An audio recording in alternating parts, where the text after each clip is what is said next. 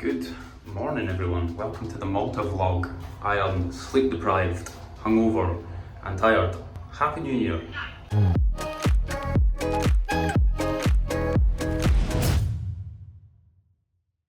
We are in Malta, here for a week's holiday. I thought that it would be a reasonable opportunity to make a YouTube video. I do also think it's like a interesting opportunity to show you kind of what I do when I'm on holiday. I do a bit of training as well, usually when I'm on holiday, a bit of training, a bit of running. Not because I feel like I'm like, oh my god, I can't not train, I'm gonna feel terrible. There's a part of that, by the way. But I don't continue to train because of that. I continue to train because it makes me feel really good, and because like, see, if I train in the morning, for the rest of the day I can just properly chill out and not think about anything. It's pretty nice here just now actually. It's like, I'll show you the view off the balcony. The water is unreal, it's like proper blue. But yeah, I'm about to go down to the gym, which is actually really good here. I just a quick upper body session, just generally to try and get over this hangover that I've got from last night. Double Johnny Walkers, because my dad's 60th, he just kept ordering them and it just beer, you know. And then we got 4.5 hours sleep because it was too hot in the room and because 6-month-old. So yeah, tough one to get going from, but I'm gonna do gym session today, a run tomorrow morning, and then I'll just kind of alternate gym, run, gym, run, gym, run. So Malta's not somewhere that I've been before. We're basically just going around seeing what's what. I've got some good recommendations. So yeah, exciting week, let's do it. I'm not entirely sure a good intro workout drink is a mojito, but we'll give it a bash.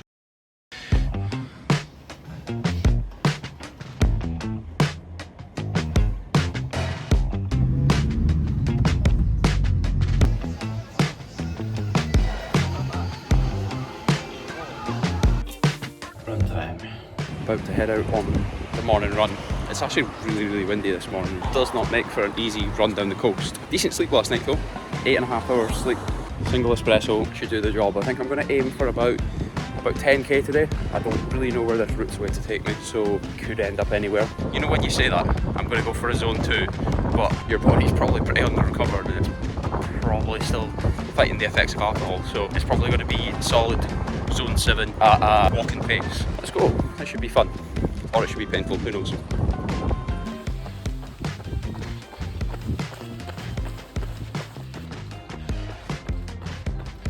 Whoa, halfway in. As you can see, 13 degrees is enough to make me sweat, but look at this view. That there's a gym. I'm 100% trying that tomorrow. Finito. Very windy, very sweaty, very sore left Achilles. 11.5k done. Today we've got the Old Firm. I'm going to sit down and watch that with a couple of pints, go to the pool, chill out, see where the day takes us. I'm so monotone. I think I need to spark up my voice a little bit. Sometimes it just sounds like I'm genuinely bored with this.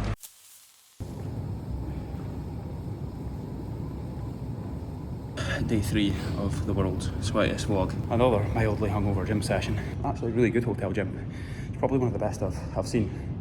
As usual, hotel gyms always have way too many cross trainers and way too many treadmills for absolutely no reason. We're just in a 20-minute circuit, way to do a couple of compound movements, which I should have done the other way around, but just on a slight time constraint today. And yesterday I conveniently missed out the part where Celtic lost 3-0. I watched it in a pub full of people from Northern Ireland. It doesn't take any guesses to know who they were supporting, so that was fun. Also, shout out to people that put the clips on the Smith machine.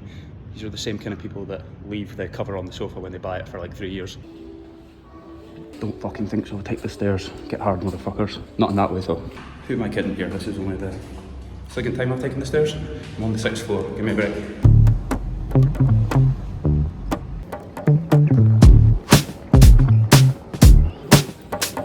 Went for a walk around Valletta today, which is an unreal city. It basically makes up most of what the country of Malta is. Obviously Malta is just a tiny little island. It's pretty close to Sicily, which is, if your geography is terrible, it's Italy. So there's a lot of Italian influence because it's, again, pretty close to Africa and Tunisia. There's a bit of like Northern African kind of French sort of culture as well. There's a lot of British influence as well. I think it was a British colony until about the 1970s. So obviously a lot of British culture and a lot of British stuff. It's definitely been interesting. I actually went to the War Museum today. My 18-year-old self would be like, you're going on holiday, going to museums, like what are you even up to? But it was actually really interesting. It's easily the best museum I've ever been to. I can't say I've been to loads, but I've been to like the Titanic Museum in Belfast, and I've been a couple other ones like in, I don't even know, I can't even remember them, but this one was definitely the best museum I've ever been to. Also, if you haven't gathered, I'm in a sauna, and I think I've expired the amount of time that you're meant to have your phone in a sauna for, so I'm logging out for day 4. Why you no sleep? Isn't this nice? Just sitting watching the, well, you can't really say it's the sunrise because it's already risen, but just with the wee man here. I'm gonna make the loudest noises ever in the hotel room so nobody else can sleep. Coffee from the hotel is so nice.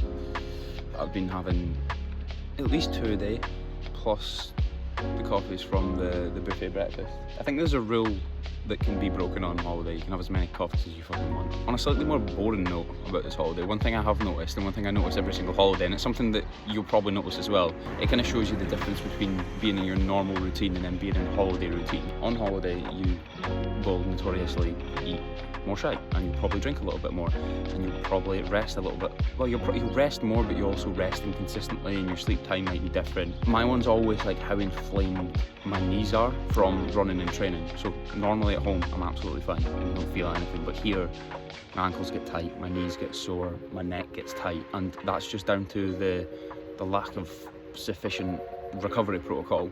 As I said, I'll do absolutely zero with that information, but it's just interesting to see the difference between how you can recover on holiday or how you can recover at home. Anyway, shall we get moving? What do you think? What do you think about everything I've just said there? You're like, shut up you, it doesn't matter, stop being boring, just do what you want to do. That's probably the advice I need to take.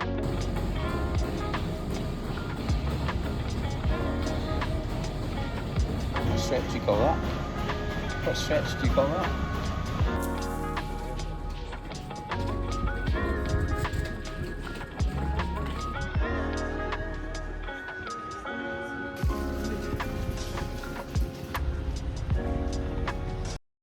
Day number 5. We're going home, not tomorrow, but the next day, which is Tuesday the 7th. Truth bomb coming up. At this point in a holiday, I always get mega stressed and anxious about what I'm going back to. Now, have been more than well prepared for going back to work. Everything's planned, calendars in.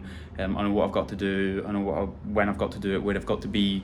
But it's still this like sometimes kind of overwhelming amount of anxiety that takes me away from my enjoyment of the holiday, which I suppose everyone gets that when they know they're going back to work, because you've just lived this kind of like really fun, unrealistic to your normal lifestyle week, and you know that you're going back to work. It's a pretty rough feeling sometimes, but I think self-employed people kind of understand that as well when they know that, oh my god, I've done nothing to move my business forward in a whole week, and oh my god, what am I going to come back to? What are the problems that I'm going to have? And that can kind of fill your head with a bit of anxiety. I certainly feel that, but I'm trying not to feel it, and I'm trying to still enjoy the next 2 days. Yeah, today, what did we do today? So I went away with my parents and my sister, went to Popeye Village, which 60 quid for 4 people.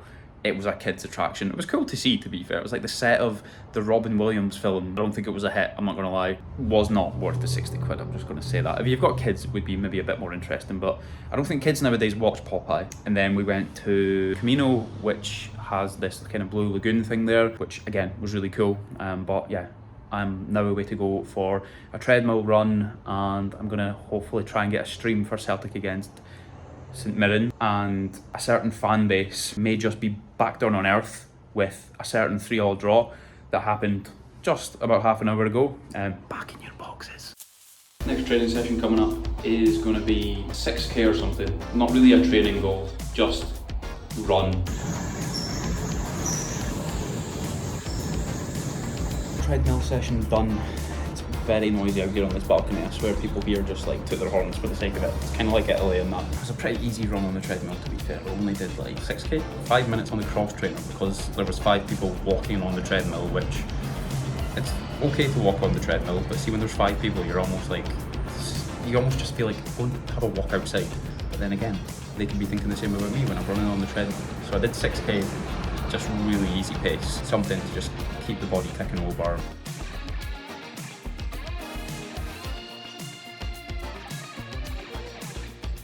Good night. I am knackered. That was some unbelievable food that I just had. Day 6, day 7, which day is it? We still don't know. It's going to be a relatively chill day today, I think. I'm going to have to pull the laptop open and get caught up in a little bit of work. I think there was a real sliding doors moment last night in a conversation that I was having with Ellie and my parents. We began discussing the temperature of the beans at the breakfast buffet.